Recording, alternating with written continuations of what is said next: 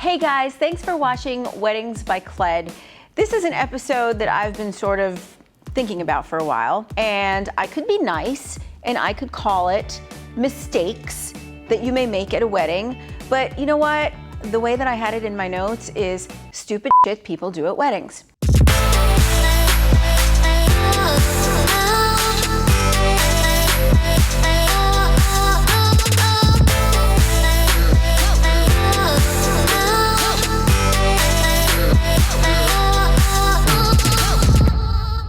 Okay, so the invitation is a pretty big part of the planning process. I mean, the invitation is the first look that your guests have, so to speak, at the feel of your wedding. And I think it's really important to make sure that every element of the invitation is put together correctly, because there's a certain timeliness to the invitations. There should be the save the date that goes out as soon as possible, as soon as you know the date, and as soon as you have a website to put on the save the date, those should be sent out. The invitation itself is more of a formality, and according to etiquette, it should go out 6 to 8 weeks before the wedding. So in most cases, people already have it on their calendar, but it's simply a way of getting the formal invitation and putting the RSVP in the mail saying that yes, we are coming.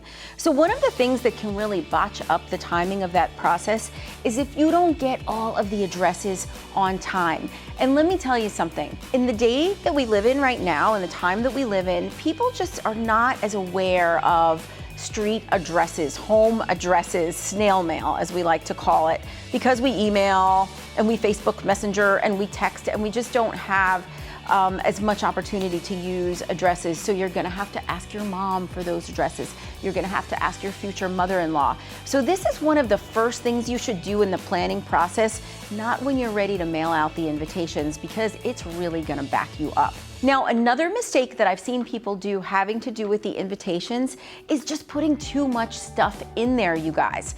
There's no reason to have directional cards and information about where to stay and information about travel.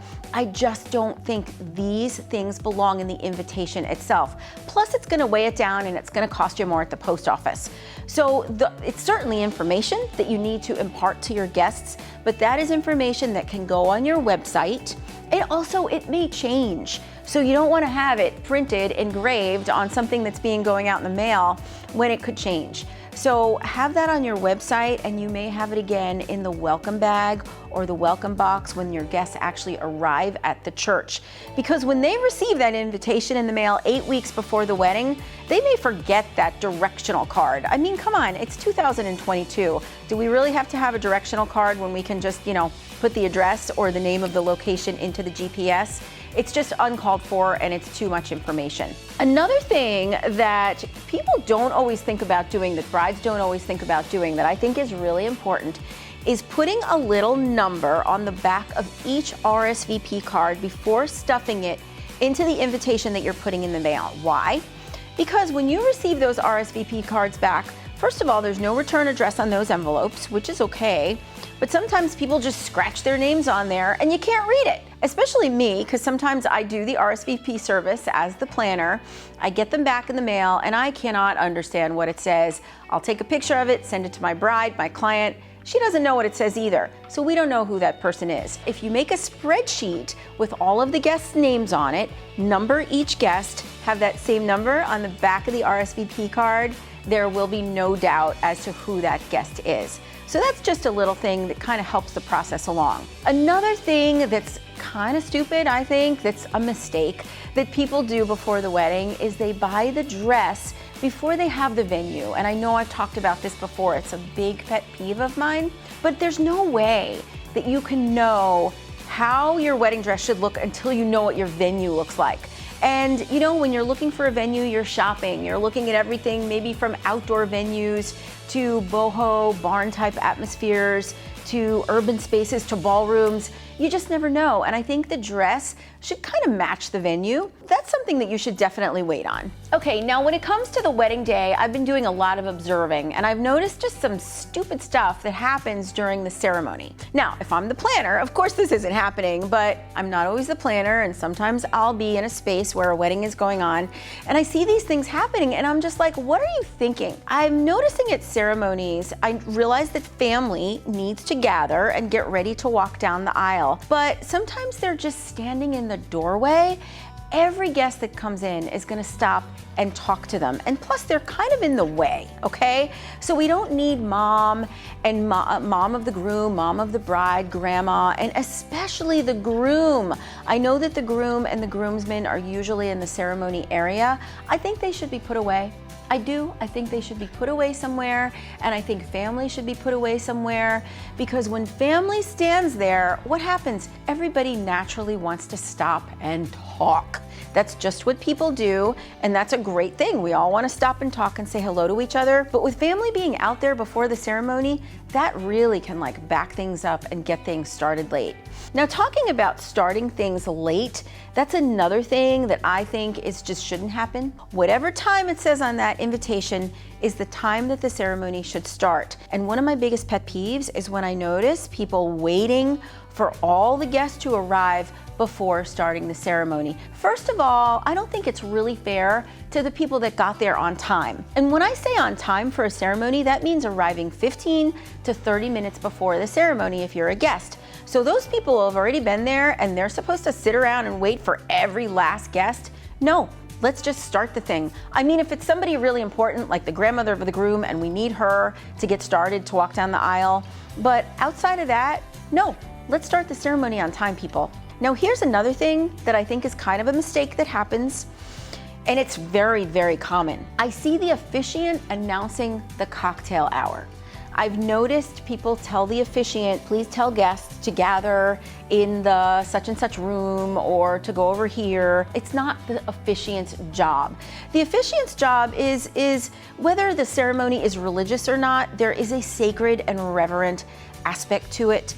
That should belong to the wedding, to the marriage. So it's not his job to be MC and say, okay, I now pronounce you man and wife, and by the way, the cocktail hour's in the Rose Ballroom. No. And the other reason I don't think it works is because when he's trying to make that announcement, there's music playing, there's recessional music playing, and you can't even hear him or her. The most effective way to do that is for the DJ or the band to lower the music that's playing during the recessional, and this is after all the bridal party is out.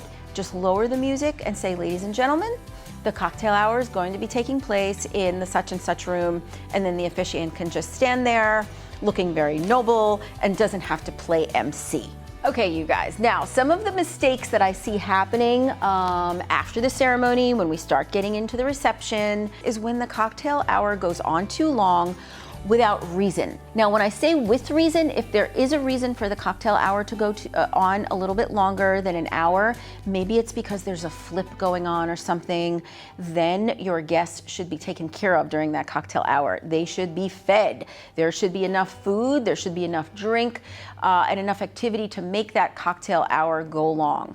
But what I hate seeing is when guests are like looking at their watches and there's like a cheese tray or something, or even worse, nothing at all. Like, what's going on here? What's usually going on is the photographer, and it's not always the photographer's fault, but the photographer's taking too long to take pictures. And it's maybe because you didn't put a shot list together, or you weren't organized, or you've added more people. And that is what's causing the cocktail hour to go too long. And you guys, this is just a no-no. This is a big no-no when it comes to weddings. Now, here's another big no-no. When it's time to go into the room, into the ballroom where we're seated for dinner, if it is a sit-down served dinner or if it is a buffet dinner and you don't have reserved seating, you're setting yourself up for disaster. And you know, you've heard me talk about it before, but it's a big wedding mistake, because if you don't have an orderly and organized approach to seating, and if that group of 4 or 5 walks in, or 3, and they can't sit together because everybody else has grabbed their seats, because that's what happens when you don't have reserved seating. Everybody goes in and they grab. They come in during the cocktail hour and they put their coats on the chairs. They just let themselves in, you guys. I mean, I see it happen all the time because they're concerned that they're not going to get a seat fast enough. And then you have the group coming in that can't sit together. Does that sound like something you want on your wedding day? No, no, no, no. It's a mistake. So you want to make sure if those are the kinds of receptions you're having, you want to have reserved seating. Now, if you're having a standing reception, with food stations everywhere and just, you know, varying seating. No, you don't have to have a seating chart or place cards, but you do on those other two. Another thing that I see that's a big mistake when it comes to the reception, well, number one is not feeding your vendors at all, which you've heard me talk about. That makes for very, very unhappy vendors, and unhappy vendors don't always do a great job, especially if they're hangry and they have been working since 10 o'clock that morning. The second worst thing that can happen is when you wait until your guests are finished eating to feed the vendors, okay? And this is pretty common. I hear caterers suggesting this. I hear venues suggesting this, but think about it.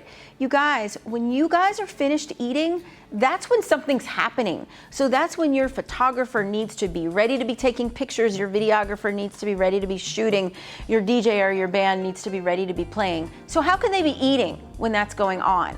So I highly recommend having your vendors eat either before your guests are eating or during, but always in another room. And I think vendors feel sort of uncomfortable going through the buffet. It's just kind of a pet peeve of mine. I always think that they feel more comfortable being able to take a break and have a separate space where they can eat, but definitely feed them and feed them in a timely manner. And you know, there's some things I just see on an overall basis that are just mistakes, you know, when it comes to planning your wedding and having a nice, smooth sailing wedding planning, fun wedding planning process. And one of those things is going a little overboard with the DIYs. I've done some episodes on DIYs before where I really get into what you should and what you shouldn't DIY. But the problem with that is when brides get so caught up in the do-it-yourself projects that she is out of time. And she has decided that she is going to make her own seating chart. She hasn't allowed enough time for a printer to get involved, and she's halfway through and she's like ready to rip her hair out because the Cricut's not working.